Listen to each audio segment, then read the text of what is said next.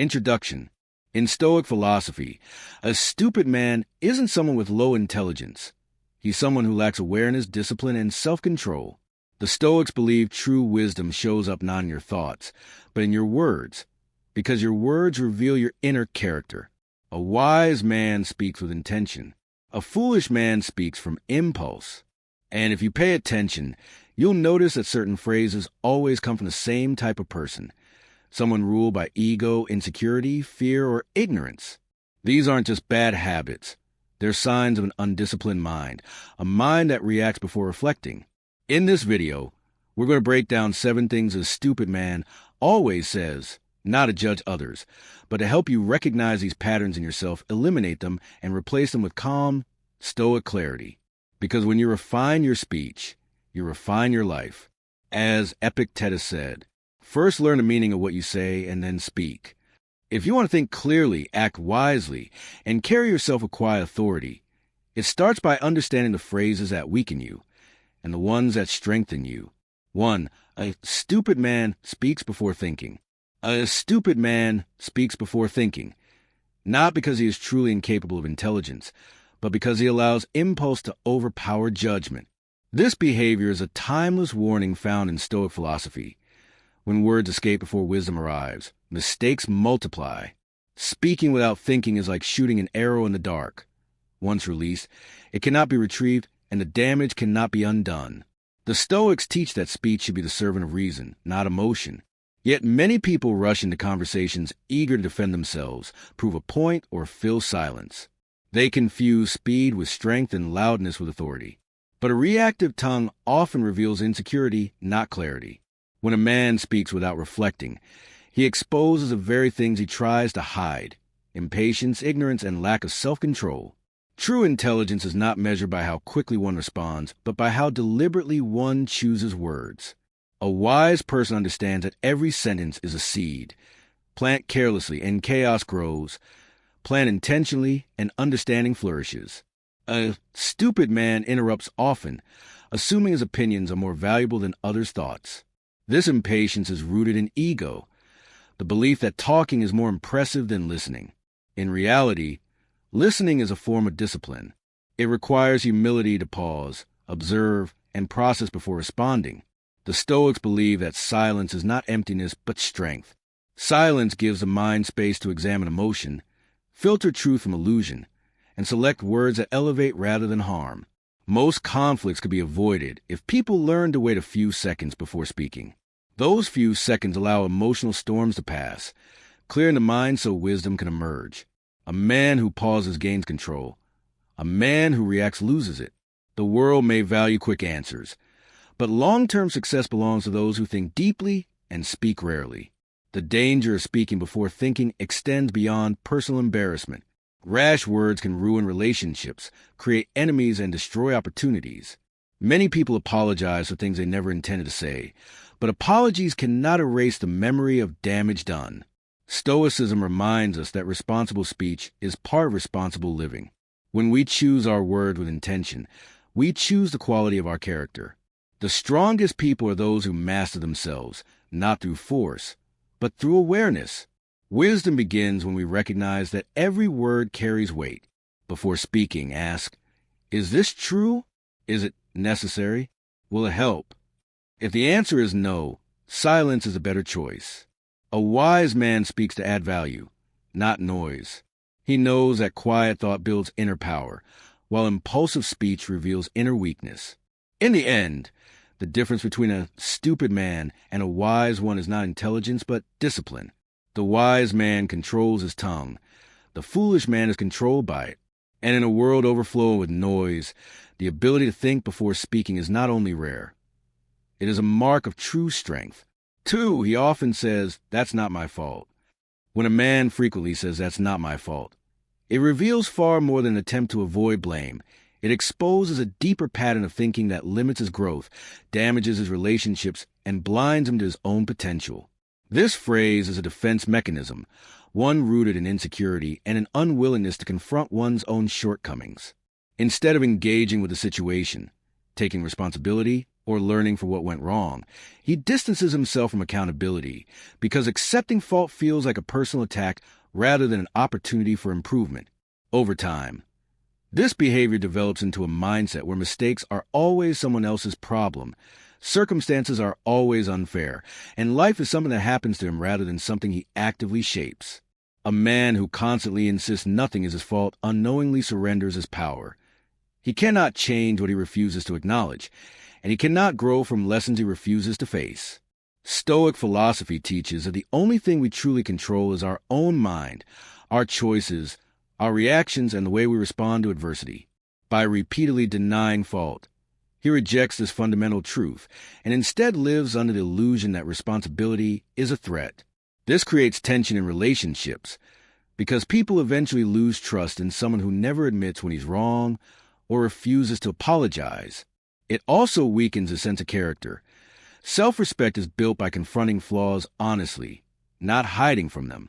A man gains strength when he can look at a situation and say, "Here's what I could have done better," even if others contributed to the problem. This attitude builds discipline, resilience, and emotional maturity. The man who avoids blame stays stuck, but the man who accepts responsibility evolves. Ultimately, the lesson behind his behavior is simple. Saying "that's not my fault" might protect one's ego for a moment, but it sacrifices long-term growth and wisdom. Taking ownership, especially when it's uncomfortable, is how a person becomes stronger, more grounded, and more respected. A wise man does not fear fault. He uses it to sharpen himself. 3. He says, "I already know that." When someone responds with "I already know that," it often reveals far more than the surface meaning of the words themselves. This reaction is not simply a declaration of prior knowledge. It is a psychological defense mechanism that protects the ego. The Stoics frequently warned against the illusion of knowledge. To them, wisdom was less about possessing information and more about cultivating the character required to continuously refine one's understanding. When a person insists, "I already know that," they are often confusing familiarity with mastery. Knowing of something is not the same as knowing how to apply it, and it is certainly not the same as embodying it. For example, many individuals know the value of patience, discipline, or emotional restraint. But knowing these principles and practicing them in moments of stress are two entirely different matters. Thus, the phrase becomes a smokescreen, an attempt to hide the gap between theory and lived behavior. Additionally, this response blocks meaningful dialogue. When someone offers feedback, insight, or perspective, they are extending an opportunity. Rejecting that opportunity signals disinterest in improvement and creates an environment where others hesitate to communicate openly. Over time, this pattern erodes trust, weakens relationships, and isolates the individual who constantly claims prior knowledge. People naturally avoid engaging with someone who appears unwilling to listen, learn, or accept new viewpoints. As a result, the very person trying to appear competent ends up limiting their own potential for growth. In professional settings, this mindset can be particularly damaging. Leaders who claim to already know everything lose the respect of their teams, because true leadership requires intellectual humility. High performers thrive not because they know everything, but because they remain curious and receptive even when they are experienced. They do not rely on pride to validate themselves. They rely on continuous learning. Individuals who reject this mindset fall behind quickly. As industries change, information evolves, and new methods emerge daily. The refusal to learn becomes a self-imposed ceiling.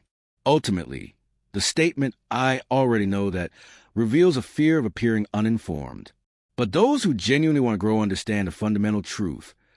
There is no shame in not knowing, and even less shame in learning. The real strength lies in being teachable. When you approach every interaction with curiosity rather than defensiveness, you unlock opportunities that others miss. Letting go of the need to appear knowledgeable frees you to actually become knowledgeable. The lesson is simple. Humility keeps the mind open, and an open mind is the only mind that can truly grow. For he says it's not fair. When a man constantly says, "It's not fair," he reveals more about his mindset than he realizes. On the surface, the phrase sounds harmless, a simple complaint about circumstances. But beneath it lies a deeper pattern of thinking that can quietly sabotage his growth, happiness, and relationships. Stoic philosophy teaches that fairness is not something the world hands us.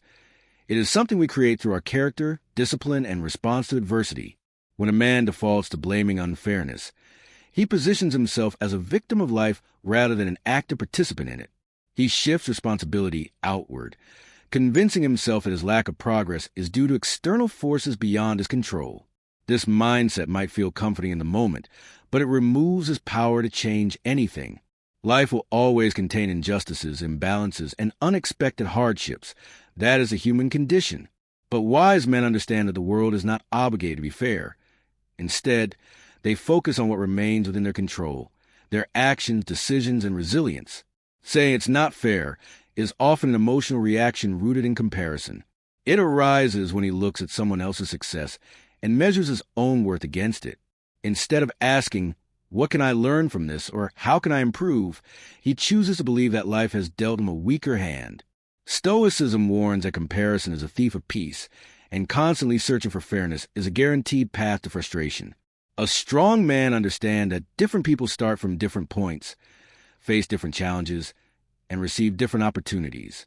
Fairness, as an absolute standard, doesn't exist, and waiting for it is a form of self-imposed paralysis. The danger is not in noticing unfair situations, but in allowing them to define one's worldview. When a man adopts a fairness-based mentality, he stops striving. He excuses his inaction. He begins to believe effort is meaningless because the system or luck or other people will always hold him back. This creates bitterness, resentment, and stagnation. Stoic wisdom flips the script. It teaches that obstacles are not barriers but raw materials for growth. Instead of complaining, the wise man asks, "What can I do with what I have?"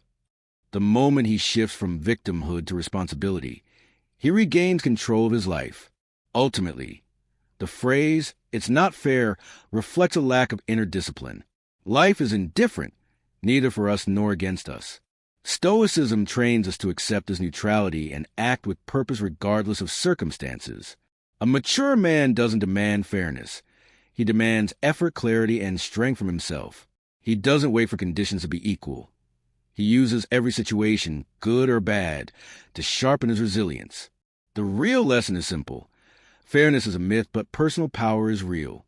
The man who stops expecting life to be fair becomes unstoppable, because nothing, no setback, no advantage, no imbalance, can shake a mind that refuses to be defeated by circumstance. 5. He says, "Whatever, I don't care." When a man constantly says, "Whatever, I don't care," it may sound casual on the surface, but beneath those few words lies a deeper lesson about emotional maturity, personal responsibility, and inner strength. This phrase is often used as a shield, a quick escape from discomfort, confrontation, or vulnerability. Instead of engaging with the situation, he disconnects, hoping the problem will dissolve on its own. But in reality, this kind of dismissive language reflects a lack of presence and self-awareness. Stoic philosophy teaches that a wise person faces life directly, without trying to run from discomfort. When someone says, "I don't care," what they often mean is that the situation threatens their ego, emotions, or sense of control. Rather than admitting confusion or expressing how they really feel, they choose emotional withdrawal because it's easier than honesty. The lesson here is simple. Indifference is not strength. True strength is having the courage to care, to say what you mean, to be engaged. Instead of saying whatever, learn to ask, "What am I feeling right now? Why does this bother me? What can I contribute to this moment?" Those questions build clarity, maturity, and self-control.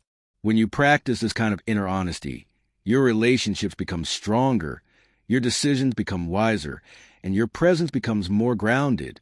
People respect a person who can stay calm and engaged, not the one who shuts down. Whatever, "I don't care" may feel like a small phrase, but it reflects a big truth. The way you communicate reveals the way you handle life. Choose engagement over indifference, responsibility over avoidance, and clarity over emotional retreat. That is how a person grows, and that is how they earn respect. Quietly, consistently, and with intention. 6. He says, "That's just how I am." When a man frequently says, "That's just how I am," it may sound harmless on the surface, but beneath it lies a powerful lesson in emotional maturity and personal responsibility. This phrase is often used as a shield, an excuse to avoid self-reflection, growth, or accountability. It is a verbal shortcut that shuts down meaningful conversation and protects ego rather than progress. In Stoic philosophy, one of the highest virtues is a commitment to self-improvement through introspection. Marcus Aurelius constantly reminded himself that character is shaped by decisions, not destiny. When someone insists, "That's just how I am," they're declaring that they have no intention of rising above their impulses, habits, or flaws. This mindset is dangerous because it rejects the fundamental truth that human beings are capable of change through discipline and awareness. The Stoics believe that the greatest enemy of wisdom is a refusal to examine oneself, and this phrase embodies that refusal. It signals that the person prefers comfort over transformation, but life demands growth. Relationships, careers, and personal goals all require the ability to adapt, learn, and evolve. Using "that's just how I am" to justify anger, laziness, disrespect, insecurity, or lack of effort suggests that the person is operating from a place of stagnation. Instead of facing uncomfortable truths, they hide behind a fixed identity. Stoicism teaches that identity is not a prison but a project, something you shape through consistent action and conscious choices. Every time someone leans on this phrase, they are choosing ego over improvement and excuses over responsibility. A wise individual understands that patterns can be changed and behaviors can be refined. No one is condemned to stay the same unless they choose to. The deeper lesson here is that maturity is not about being perfect. It is about being willing to change. A strong, grounded man would say, "I know this is a weakness and I'm working on it," instead of pretending his flaws are immovable facts. A Stoic embraces challenges as opportunities to strengthen character, not excuses to defend the status quo. When someone refuses to grow, they become a burden to themselves and everyone around them. Their relationships suffer, their careers stagnate, and their personal ambitions fade because they believe their identity cannot evolve. But the world rewards those who take responsibility for their behaviors and actively shape their character. Ultimately, the phrase, "that's just how I am," is a reminder of what not to become. It teaches us that change is not only possible, but necessary for a meaningful life. Strength is not in defending your flaws. It is in confronting them. Wisdom is not found in stubbornness. It is found in self-mastery. The Stoic path is a continuous journey of improvement, and anyone who hides behind this phrase is walking in the opposite direction. The lesson is clear. Never allow your identity to become an excuse. Your character should be a commitment, not a cage. 7. He says, "I deserve better." When a man says, "I deserve better," it often reveals far more about his mindset than the situation itself. On the surface, it may seem like a declaration of confidence or self-respect, but beneath it lies a deeper psychological pattern worth examining. This statement can be a powerful reflection of entitlement, unrealistic expectations, or an avoidance of personal accountability. Many people use this phrase as a shield, an excuse to shift blame outward rather than looking inward. Instead of asking, "What can I improve? How can I grow?" they claim they deserve more without having earned it. Stoic philosophy teaches that true strength comes not from demanding better treatment from the world, but from becoming the kind of person who naturally attracts better circumstances. A Stoic will remind us that we are not owed anything by default. We rise by our actions, not our complaints.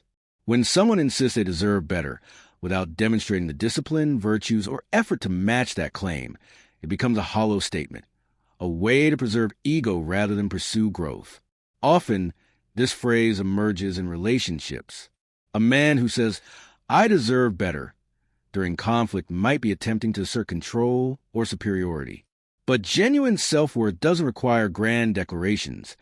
It shows through behavior, consistency, and emotional maturity. If a person is constantly pointing out what they deserve while ignoring how they contribute to the dynamic, it reveals insecurity more than confidence. People who truly value themselves don't need to broadcast it. They work silently on their character.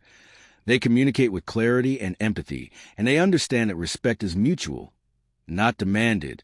Moreover, saying, "I deserve better" can become a convenient escape from responsibility. Growth requires humility. It requires acknowledging our flaws, our mistakes, and the ways we might have contributed to a problem. But ego hates introspection. So instead of reflecting, it projects. Rather than improving, it criticizes instead of evolving. It blames others for not meeting imagined standards. The deeper lesson here is that deserving better starts with being better. Life doesn't reward entitlement. It rewards effort and integrity. If someone truly wants better relationships, better opportunities, or better outcomes, they must cultivate better habits, attitudes, and choices. Stoicism emphasizes that our power lies in what we can control, our responses, our actions, and our inner character. Everything else is external and ultimately unpredictable. So the next time someone says, "I deserve better," ask whether their behavior reflects that claim. Are they putting in the work? Are they practicing discipline, kindness, patience, and honesty? Or are they using the phrase as a shortcut, an attempt to 8. He says, "Why should I change?" When a man says, "Why should I change?" he reveals far more about himself than he realizes. This single question often exposes a deep resistance to growth, a fear of accountability, and an unwillingness to confront uncomfortable truths. In Stoic philosophy, change is not an optional part of life. It is the natural movement of the universe. Everything evolves, everything shifts, and a wise person adapts with it. But when someone refuses to change, it usually means he clings to familiar patterns because they protect his ego, even if they limit his potential. He may believe that admitting the need to change is an admission of weakness, when in reality, refusing to change is the clearest sign of weakness there is. The Stoics teach that the only person we truly control is ourselves. Therefore, self-improvement is not something we should do.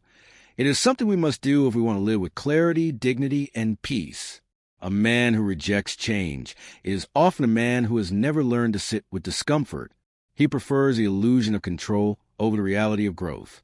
When challenges arise, instead of adapting, he blames others, makes excuses, or justifies his behavior. He shields himself with pride because change requires humility, and humility threatens the walls he has built around his identity. But the truth is simple. Life will force change upon everyone, whether they accept it or not. The difference is that those who embrace change shape their own path. Those who resist become victims of circumstances they could have overcome. When he says, "Why should I change?" the real question should be, what will happen if I don't? Without change, he repeats the same mistakes, sabotages relationships, limits his opportunities, and remains stuck in cycles that drain his energy and potential. Change is not about becoming someone else. It's about becoming the person he was meant to be. Growth does not erase identity. It strengthens it.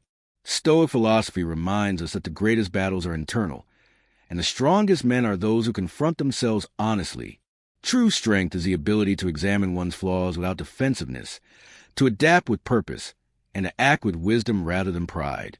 A man who chooses growth becomes more capable, more resilient, and more respected, not because he is perfect, but because he is courageous enough to evolve. So the next time someone says, "Why should I change?" the answer is clear, because staying the same is far more costly. Change is not a burden. It is a path to freedom, clarity, and a life lived with intention.